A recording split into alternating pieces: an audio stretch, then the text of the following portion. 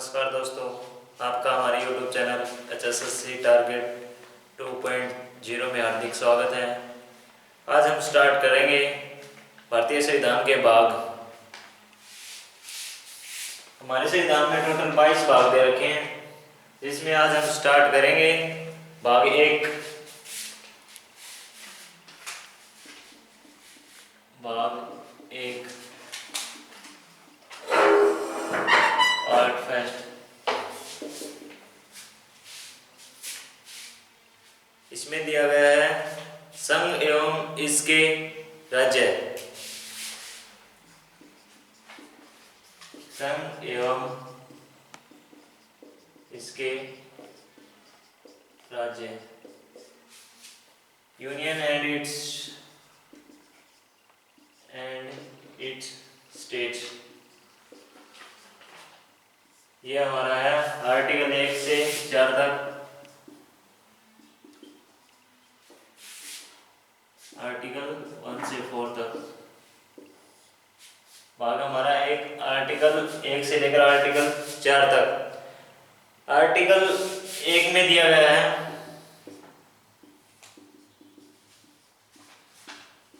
अनुच्छेद 1 में दिया गया है इंडिया अर्थात भारत राज्यों का एक संघ होगा।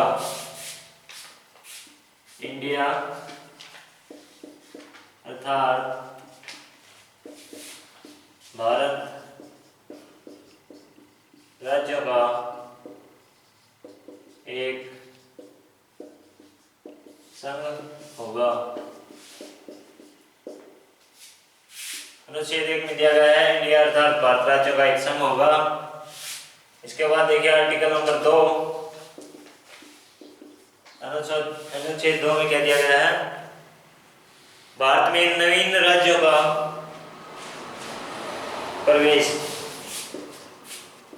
भारत में नवीन राज्यों का प्रवेश।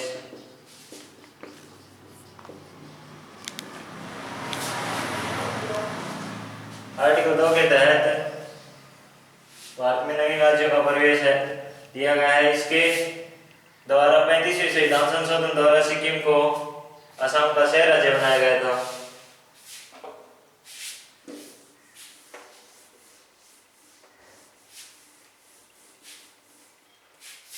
35वें संविधान संशोधन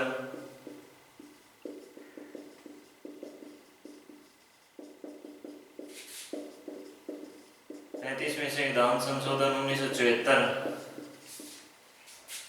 द्वारा सिक्किम को असम का सह राज्य बनाया गया। इसके बाद 36वें संविधान संशोधन द्वारा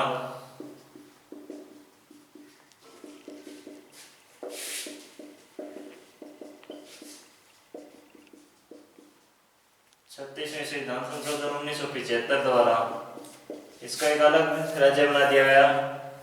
22वां राज्य सिक्किम को 22वां राज्य बना दिया गया।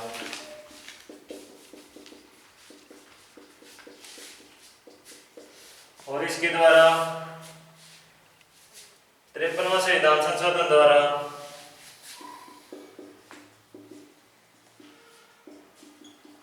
53वां संविधान संशोधन 1986 द्वारा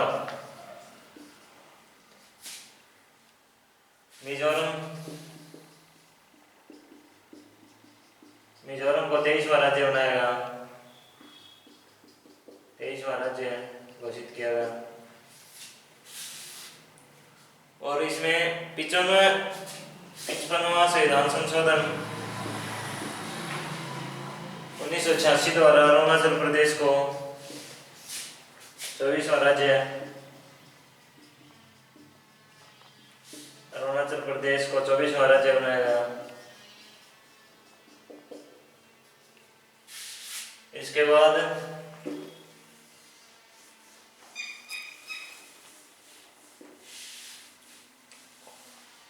56वां संविधान संशोधन द्वारा 56वां 56वां संविधान संशोधन 56वां संविधान संशोधन 1987 द्वारा गोवा को 25वां राज्य बनाया गया। 56वां संविधान संशोधन 1987 द्वारा गोवा को 25वां राज्य बनाया गया। इसके बाद देखिए आर्टिकल नंबर 3।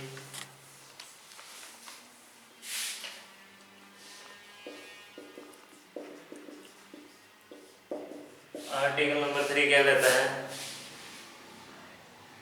भारत में नवीन राज्यों का जन्म तथा इनके नाम एवं सीमाओं में परिवर्तन।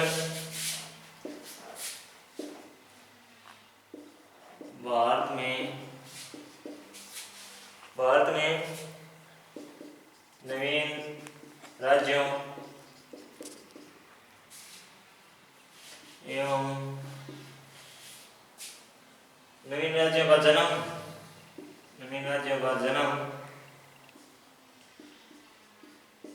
एवं सीमाओं में परिवर्तन।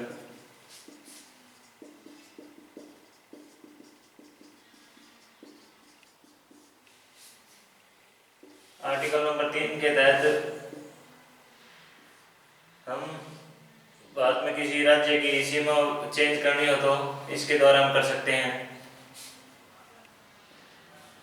आर्टिकल नंबर 4 क्या कहता है? आर्टिकल 4 कहता है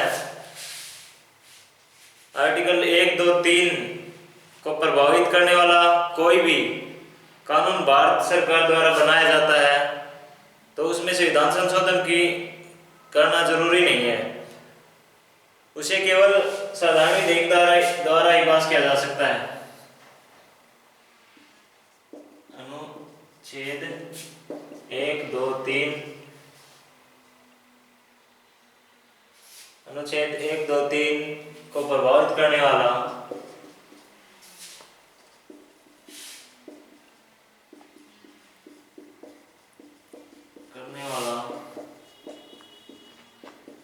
कोई भी कानून भारत सरकार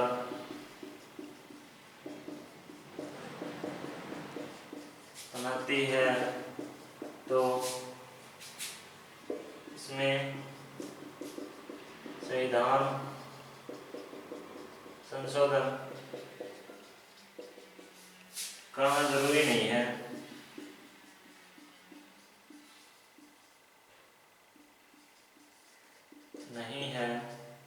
इसे साधारण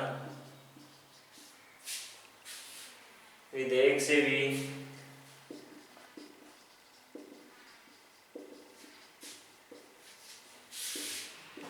पास किया जा सकता है। ये था हमारा भाग 1 आर्टिकल 4 तक। इसके बाद देखते हैं भाग 2 सिटीजनशिप नागरिकता।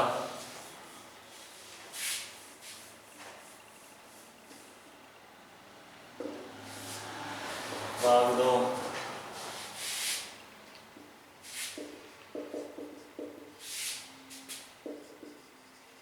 सिटीजनशिप नागरिकता। ये हमारा आर्टिकल 5 से लेकर 11 तक। तो इसमें देखिए आर्टिकल नंबर 5 क्या कहता है? आर्टिकल 5 ये बताता है नागरिकता की परिभाषा के बारे में। नागरिकता की परिभाषा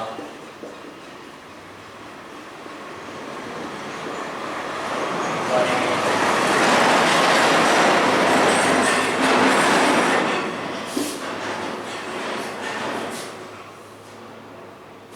कोई भी व्यक्ति 26 जनवरी 19 1950 से भारत में रह रहा, वो भारत का नागरिक होगा।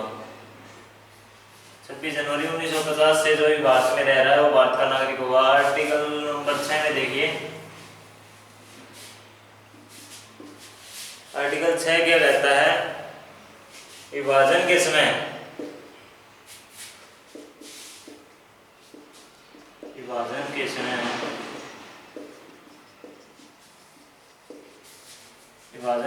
पाकिस्तान से भारत आए, पाकिस्तान से भारत आने वाले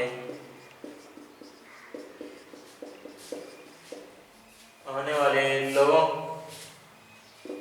के बारे में आर्टिकल 6 बताता है विभाजन के समय पाकिस्तान से भारत आने वाले लोगों के नागरिकता के बारे में। 1948 से पहले जो भी लोग पाकिस्तान से आए उनको स्वतः ही भारत की नागरिकता मिल गई, और उसके बाद जो आए हैं उनको 6 महीने तक रजिस्ट्रेशन करवाना पड़ता है, उसके बाद उनको नागरिकता दी गई। इसमें देखिए आर्टिकल नंबर 7, आर्टिकल नंबर 7 कहता है भारत से पाकिस्तान जाने वाले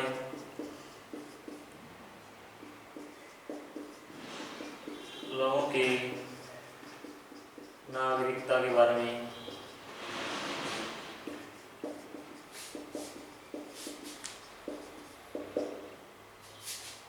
इसमें देखिए विभाजन के समय कुछ लोग पाकिस्तान चले गए, वहां के फिर रहन सहन से परेशान होकर वापिस जो भारत में आना चाहें तो उन लोगों के बारे में बताता है आर्टिकल नंबर 7। इसके बाद देखिए आर्टिकल नंबर 8,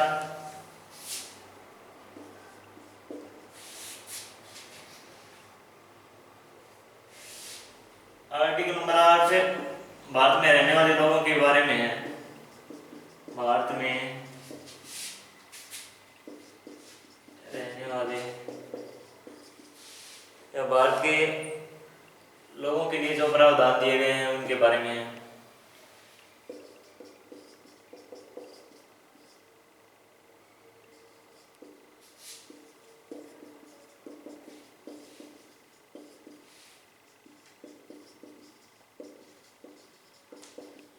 भारत में रहने वाले लोगों के बारे में जो प्रावधान है उनके बारे में बताता है। इसमें देखिए भारत एक होता है PIO, person of Indian origin, person of Indian origin. ये क्या होता है? जो भारत का व्यक्ति दूसरे देश में जाकर वहां की नागरिकता ले लेता है तो उसकी भारतीय नागरिकता स्वतः ही समाप्त हो जाती है।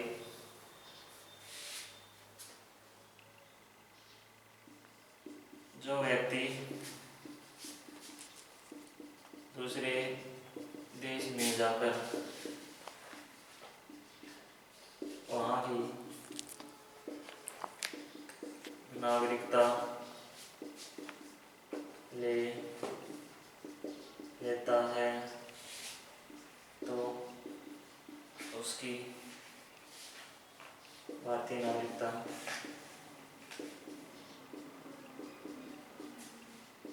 खत्म हो जाती है।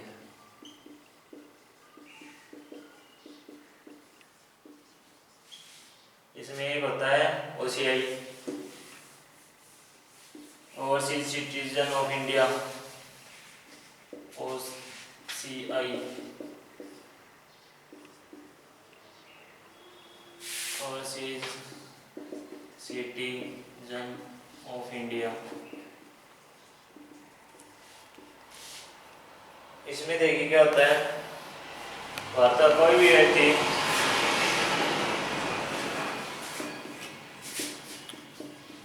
कोई भी व्यक्ति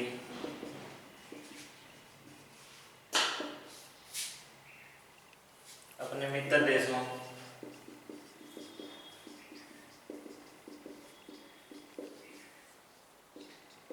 में जाकर कोई शोध कार्य वगैरह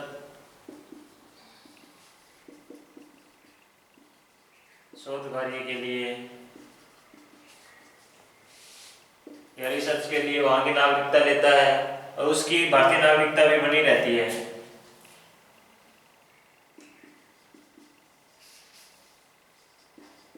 वहां की नागरिकता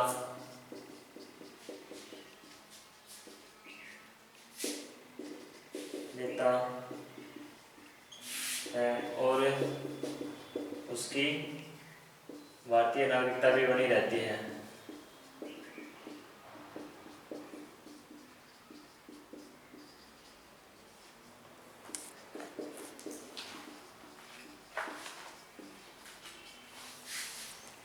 इसके बाद देखिए आर्टिकल नंबर 9। आर्टिकल नंबर 9 क्या कहता है? यह नागरिकता के निलंबन के बारे में बताता है। नागरिकता के निलंबन के बारे में बताता है।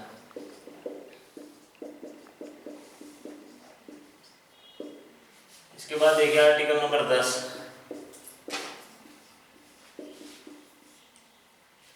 आर्टिकल नंबर 10 नागरिकता के अधिकारों के बारे में बताता है।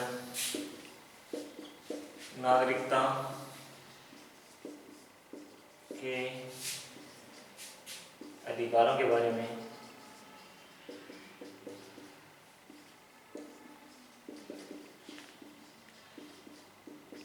नागरिकता के अधिकारों के बारे में है। और इसके बाद आता है आर्टिकल नंबर 11।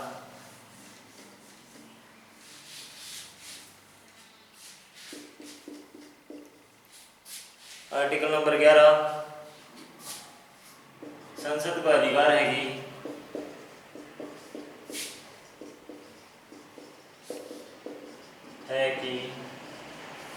वह नागरिकता के कानूनों में संशोधन कर सकती है।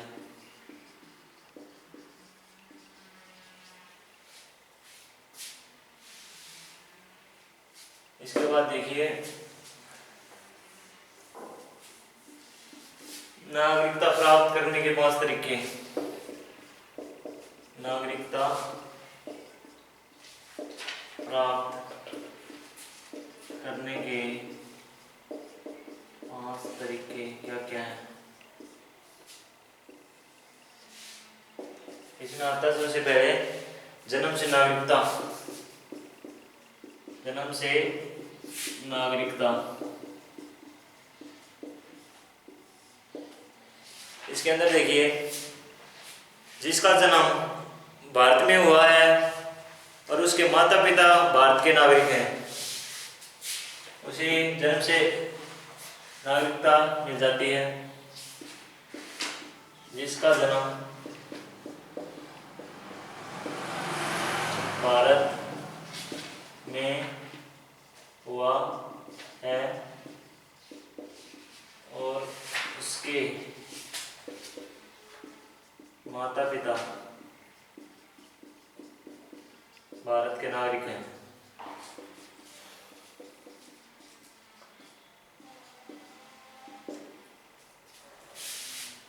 नंबर 2 देखिए वंशानुगत नागरिकता। वंशानुगत नागरिकता।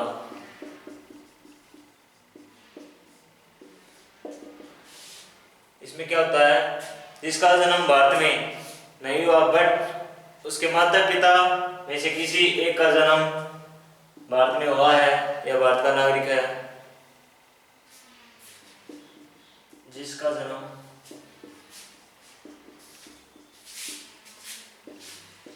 भारत में नहीं हुआ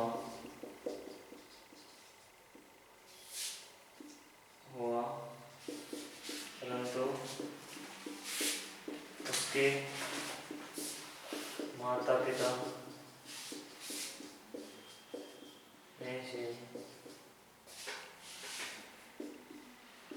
कोई एक भारत का नागरिक है।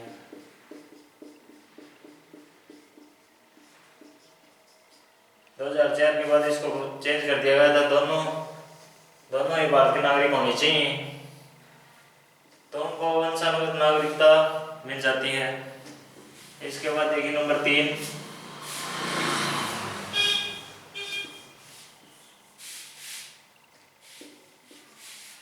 3, आपका पंजीकरण से नागरिकता। पंजीकरण से नागरिकता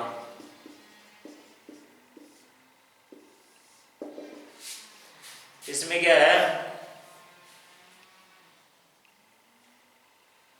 भारत की कोई नागरिकता लेना चाहता है तो वह मिनिमम 7 वर्ष से भारत में रह रहा हो और पिछले 12 महीने से कंटिन्यू भारत में ही हो। पिछले 7 वर्ष से भारत में रह रहा हो और पिछले 12 मंथ से कंटिन्यू यही हो, उसे पंजीकरण द्वारा नागरिकता मिल जाती है। इसके बाद देखिए 4 नंबर,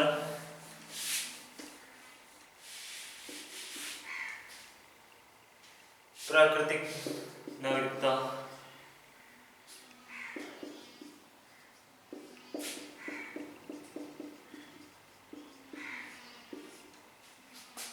या फिर देशीयकरण से नागरिकता। देशीयकरण से नागरिकता इसमें क्या है, यह उन विदेशियों के लिए है जो भारत में पिछले 11 वर्ष से रह रहे हैं और लगातार 12 मंथ से यहीं पे हैं कंटिन्यू, उन्हें देशीयकरण द्वारा नागरिकता मिल जाती है। यह है उन विदेशियों के लिए है जो 11 वर्ष से लगातार भारत में रह रहे हैं और पिछले 12 मंथ से कंटिन्यू यही है, उन्हें देशीयकरण द्वारा नागरिकता दे दी जाती है। इसके बाद है 5 नंबर, विलय द्वारा नागरिकता। विलय से नागरिकता नंबर 5 है, विलय से नागरिकता।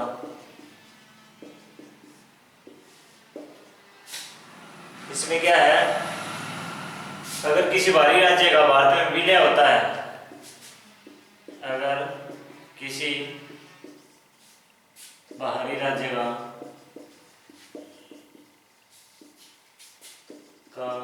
भारत में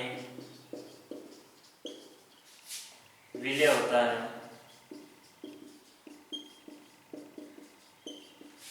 तो वे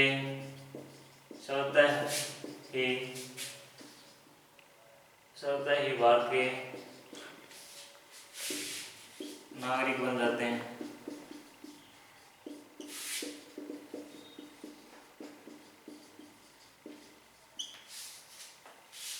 ये थे हमारे 5 तरीके नागरिकता प्राप्त करने के। इसके बाद देखते हैं हम नागरिकता निलंबन के 3 तरीके।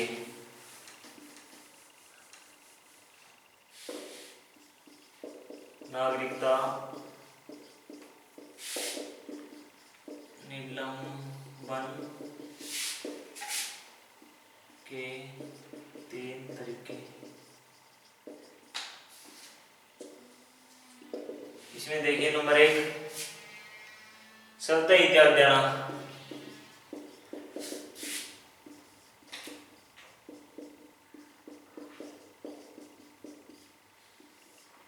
स्वतः ही त्याग देना। अगर कोई स्वतः ही भारत की नागरिकता त्यागना चाहता है तो वह इसके द्वारा उसकी नागरिकता को निलंबित कर दिया जाता है। नंबर 2 है सरकार द्वारा निलंबन। सरकार द्वारा निलंबन। और इसमें नंबर 3 है हमारा गैर कानूनी नागरिकता का निलंबन। गैर कानूनी नागरिकता का निलंबन।